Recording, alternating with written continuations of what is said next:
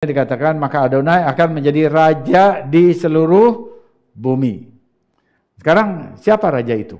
Pertanyaannya ini ya, supaya kita lebih baca Alkitab, oh ya Tuhan, Tuhan gitu ya. Siapa raja ini? Raja ini siapa? Nah, apakah Tuhan dalam wujudnya yang original itu lalu ada di Yerusalem? Kalau dia dalam wujud aslinya dia ada di Yerusalem, semua orang mati. Nggak ada yang bisa lihat dia. Nggak ada yang bisa lihat dia. Apakah dia Sekinah? Nggak ditulis Sekinah, di sini bilang raja. Jadi mesti raja.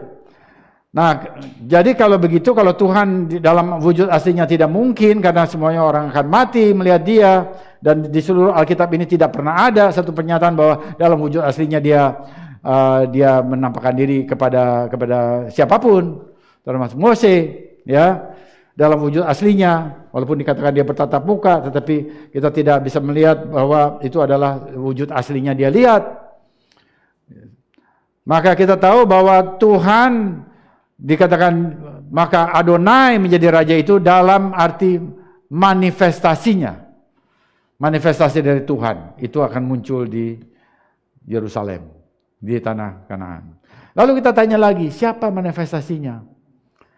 Lalu kalau kita lihat ini para komentar rabbinik, maka kita tahu dia Mesias. Dialah Raja Mesias katanya. Dia Raja Mesias. Sekarang Mesias yang mana? Karena di dalam tulisan rabbinik ada dua. Mesias ben David dan Mesias ben Yosef. Lalu jawabnya apa? Mesias ben David. Betul sekali, Mesias ben David. Nah, sekarang siapa Mesias ben David? Nggak ada yang tahu, nggak bisa jelas. Nggak ada yang bisa jelaskan. Oh, dia belum datang. Dia belum datang. Jadi nggak bisa tahu kita siapa dia. Dia belum datang, kita sedang menanti dia. Satu hari pun kita tidak menanti dia, selalu menanti dia. Oke, puji Tuhan, kita juga sedang menanti dia. Tapi kemudian bagaimana di dalam literatur rabbinik ada dua istilah tadi, Mesias ben David dan Mesias ben Yosef. Pertanyaannya, bagaimana hubungan Mesias ben David dengan Mesias ben Yosef?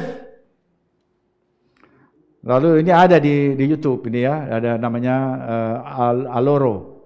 Ini dia diwawancarai oleh Rabbi Sapira. Dia orang Hasidim. Dan dia bilang, ini jawabannya untuk saudara, ya, bahwa neshama dari Masiah ben Yosef itu sama dengan neshama Masiah ben David. Nah, waktu sampai di sini lalu mulai terbuka ya. Oh, Mesias ben David itu ternyata neshamanya, rohnya itu sama dengan Mesias ben Yosef. Ben Yosef itu adalah Mesias yang menderita. Yang ditanti itu adalah Mesias ben David. Nah, Mesias ben David itu lahir enggak? Apakah dia lahir? Cuma satu keterangan bahwa Raja Mesias itu atau Raja itu akan lahir, bahwa Mesias itu akan, Raja Yahudi itu akan lahir di Bethlehem. Nah, sekarang pertanyaannya, Mesias ben David itu akan lahir enggak? Enggak ada yang bisa jawab itu. Dia akan datang, tapi enggak tahu dia lahir, dia perlu lahir atau tidak. Nah, kemudian satu lagi, bahwa di dalam Judaism, ya, ini saya belajar setelah kita belajar dari Rabbi Sapira, dia pengalaman dan juga kita alami bersama di sana di Sri Lanka, Colombo, Sri Lanka. Bahwa dalam Judaism, karena orang Yahudi itu ingin menanti Mesias ben David, maka ada banyak halakah. Mesias ben David itu akan begini, sifat-sifatnya dan apa yang dia lakukan, ada itu. Para rabi mengajarkan itu. Dan it's fine, it's okay. Nah, kita mesti juga tahu itu. Tapi kemudian Mesias ben Yosef tidak ada halakah apapun. Karena tidak ada halakah, dan kemudian pada orang Yahudi sekarang modern itu melihat halakah, maka dia nggak punya ide dengan yang namanya Mesias ben Yosef. Nggak tahu apa-apa dia, nggak ada. Kita nggak nanti dia kok. Kita sedang menantikan ben David. Jadi ben David aja. Nah sekarang apakah Ben David akan lahir? Nggak ada yang satu pun yang berani jawab. Nah sekarang kalau dia mesti lahir menurut Mika 5 ayat 1 itu, bahwa dia harus lahir di Bethlehem, maka Bethlehem sekarang dikuasai oleh PLO, oleh Palestina. Nggak ada Yahudi satupun. Nggak ada satu orang Yahudi ada di Bethlehem. Jadi sekarang nggak mungkin dia lahir di situ. Tetapi menurut Injil yang ditulis abad pertama, yang Injil atau kitab Rasuli yang ditulis abad pertama, yang bahkan ditulis lebih dulu dari Talmud itu abad 2 dan ini ada abad 1, dia lahir di Bethlehem. Coba baca Matius. Ini buku Yahudi. Ya, jangan bilang ini ditulis Matius pertama kali menulis dalam bahasa Ibrani. Tapi kemudian dia menulis lagi itu dalam bahasa Greka, Yunani. Nah, dia mengatakan dia begini menyatakan bahwa apa yang dinubuatkan oleh kitab Sakaria ya, 5 ayat 1 itu sudah digenapi. Saudara bisa lihat di Injil Matius, juga di Injil Mika, Mika 5. Ya, thank you. Ya, Mika 5 ya. Jadi itu sudah digenapi. Jadi Mesias ben Yosef sudah lahir di Bethlehem. Nggak perlu lagi Mesias ben David akan lahir di sana. Karena Mesias ben David itu akan datang dengan kuasanya, dan itu jelas sekali di dalam Injil. Yeshua mengatakan begitu, ya. Nah, sekarang begini, ada satu lagi. Kalau sekarang saudara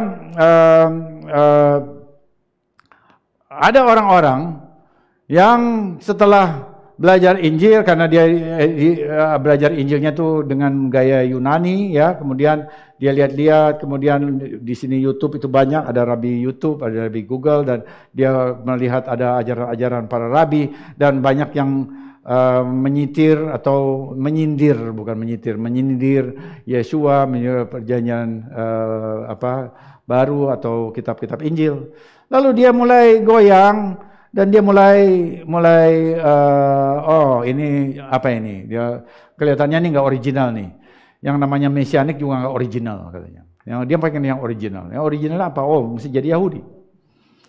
Mau jadi proselit. Ya, yang sudah ada juga beberapa yang mau jadi proselit, tapi nggak gampang jadi proselit. Lalu ujung-ujungnya, kamu nggak usah jadi Yahudi, kamu cukup jadi Bnei Noah. Ya, kita nanti kasih tahu aturan-aturannya sama kamu. Kamu Bnei Noah aja, itu juga udah di jalurnya ajaran rabbinik. Lalu mereka mau jadi Bnei Noah, ya, Bnei Noah, dan apa yang diajarkan? Kalau Bnei Noah itu juga sama pengajarnya yang adalah anti misionaris, menolak Yeshua sebagai Mesias. Nah, saya mau kasih tahu kepada saudara ini dengar ini dan bagikan kepada orang lain. Saudara punya masalah. Kalau saudara mau ikut orang Yahudi dalam hal ini dalam urusan Mesias, saudara mengikuti orang Yahudi, maka saya kasih tahu bahwa orang Yahudi itu punya perjanjian sendiri dengan Tuhan. Sementara saudara sebagai bangsa-bangsa yang mau ikut-ikutan orang Yahudi, saudara nggak punya perjanjian apapun dengan Tuhan. Saudara nggak punya perjanjian apapun dengan Tuhan.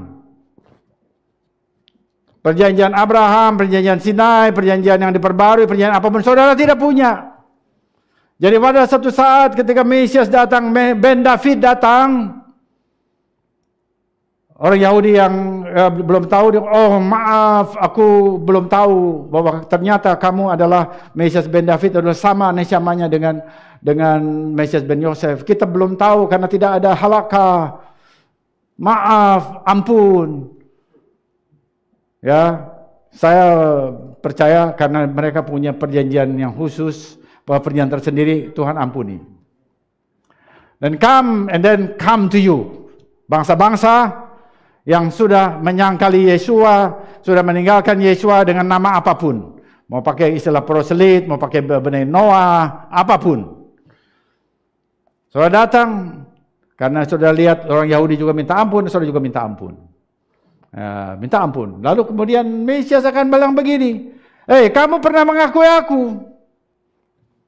Kamu pernah mengakui aku, tapi kamu menyangkali aku. Saudara mau ngomong apa?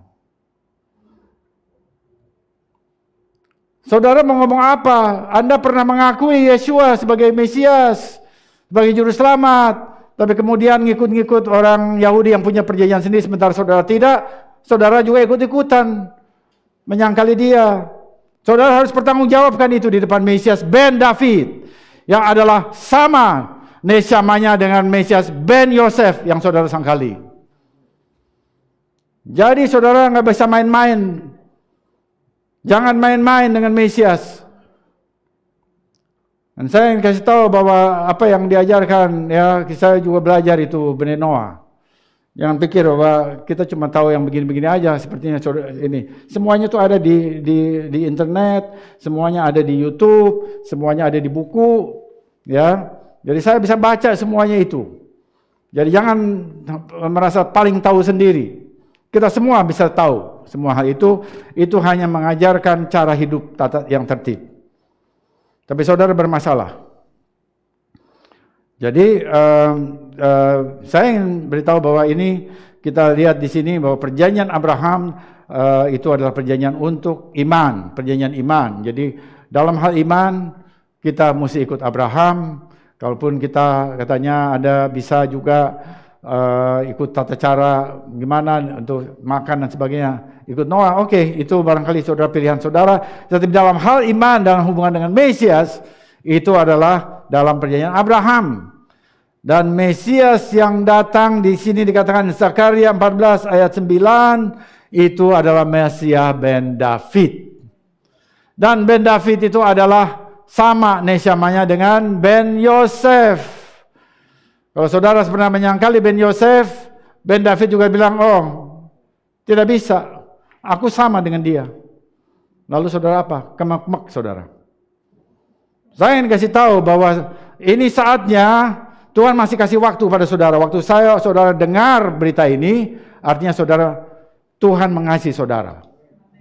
Supaya saudara kembali kepada Hamasiah Yeshua. Jadi bangsa-bangsa tidak punya perjanjian apa-apa. Dia hanya dikasih Mesias. Dia hanya dikasih Mesias. Dan melalui Mesias itu, Roma pasal 11, ajaran Hasal, yaitu Rabi Shaul, seorang Farisi, ya, melalui kita terima Mesias, melalui Mesias kita ditempelkan kepada Zaitun sejati Israel dengan semua perjanjiannya, perjanjian Abraham, perjanjian Sinai, perjanjian diperbaharui, dan kita mendapat bagian bersamanya. Jadi bagi bangsa-bangsa hanya satu jalan, Hamasiah, Yeshua. Bagi kemuliaan Bapa di surga.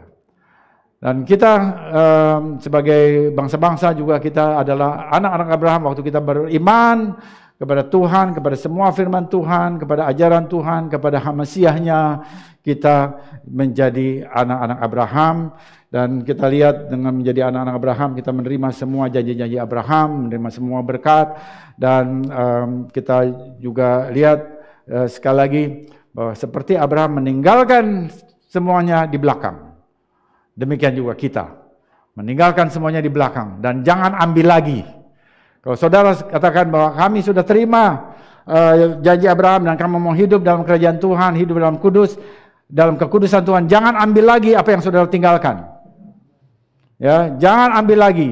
Tinggalkan itu, terus hidup dalam kekudusan Tuhan, dan kita akan menikmati pimpinan Tuhan, menikmati janji-janji, menikmati berkat-berkat dari Abraham bagi kemuliaan Bapa di surga. Amin. Mari kita tunduk kepala, kita berdoa.